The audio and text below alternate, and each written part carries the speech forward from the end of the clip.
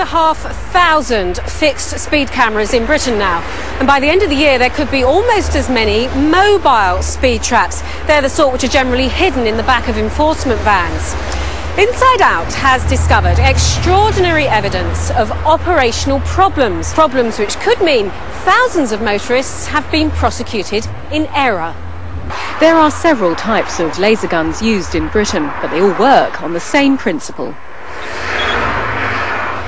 Now, the gun works by sending out a beam of infrared light. Now, ideally, this should be targeted at the number plate of a car, because number plates have a special reflective coating which bounce the beam straight back into the machine. As the car moves, this device quickly takes a series of distance readings, and from those works out the speed of the vehicle. Dr. Michael Clark is an expert in laser technology. He believes the guns can give false readings. Here, the car he's aiming at is 34 feet away, but the gun is registering 89 feet. Why? Because the laser beam is being reflected. What's actually happening is the device is sending out a laser beam, which is hitting the wing mirror on the car, and then it is being reflected onto the sign. That ice sign That ice sign over there. Right. It's then coming back off the ice sign, back onto the wing mirror again, and back into the receiver. Dr. Clark believes this reflection effect could lead to false speed readings from moving vehicles. And that's not all. A gun works out speed by measuring the changing distance between itself and a vehicle. So if the gun is accidentally moved while taking a reading and the beam slips along the side of a car, this can affect the result too. I have here again another device this time, and if I just simply point it at the vehicle, straight away we have a 4 mile an hour speed reading. So how can you be getting a speed reading from a vehicle that's clearly not moving? This instrument doesn't know if it's moving, so it started off measuring a little bit further away down the vehicle. Now it's a bit closer, so it thinks there's a speed reading. It's as simple as that. Now, of course, this is very relevant. If a policeman is pointing at a vehicle going by and he moves it across, then he will get an increased or indeed a reduced speed reading, and this is known as slip factor. And does that happen in real life? Is that how police use these things? Well, I think it would be very difficult to hold one of these guns on a vehicle that is stationary, because the car itself is moving. They have to hold it very, very closely on the same point on the vehicle, otherwise they will get an erroneous speed reading. Dr. Clark says all laser speed guns are susceptible to slip effect. So I tried out one of the latest models of the most commonly used gun in Britain, the LTI 2020, on a wall. 58 miles an hour. 58 miles an hour. It's that easy. From a wall. From a wall. That's not moving. It's not moving. That is amazing. Definitely not moving. So, in theory, if an operator moves the gun along the side of a car while taking a reading, this could add the length of the car to the distance travelled.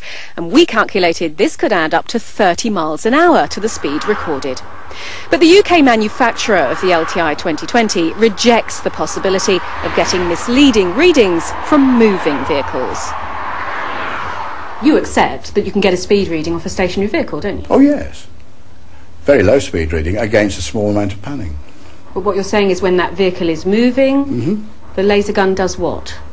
It traps out any panning errors. Frank Garrett says when used on moving vehicles, the guns can detect slip effect and will display an error message rather than a false speed. We didn't get an error reading. We got a reading of 4 miles an hour. Yes, you would, against a stationary target. Potentially you would. would. Couldn't happen on a moving target. That's exactly right. But a reading of maybe an extra 2 miles an hour could happen on a moving target. I think that's highly unlikely. No more than 1 mile an hour, if at all, but in any event, 2 miles an hour. In your user manual, you do acknowledge the possibility of a slip effect. You say that the equipment is designed to have the least chance of a slip effect. Yes. So you are acknowledging the possibility. You have to understand that that particular manual is written for training purposes. And so it's wrong? No, it's not wrong. No, it's not wrong. It's that particular phraseology is designed to be a discussion point in the training of operators and indeed instructors. This is rarely seen video filmed by South Wales Police and obtained by Inside Out. It's from a camera which is linked up to the laser gun. Recordings like this are often used as evidence in speeding cases. We showed the tape to Dr. Clark. I've noticed on this video some of the speed readings have minus signs in front of them. What does that mean? If there is a minus sign in front of it, Like we had there. just like we had there, Right. that means the target has been measured as going away. But it's not going away, it's coming Well, in this towards case us. it wasn't, and that is typical of the errors that you'll get. Here we have negative speeds for vehicles coming towards us. It's a nonsense. So what does this part of the video show? This part shows the device measuring vehicles coming towards us, yet amazingly a lot of them have 0 miles an hour. How can that be? The real point of all of these is that the data being presented is incorrect. There's no doubt in my mind that in overall terms the officer did not set up the video element as well as he might have done. People are going to look at that and be yes. absolutely horrified. They're going to wonder how many times that kind of thing is happening. I couldn't disagree with you on that. I mean, I think that's probably right.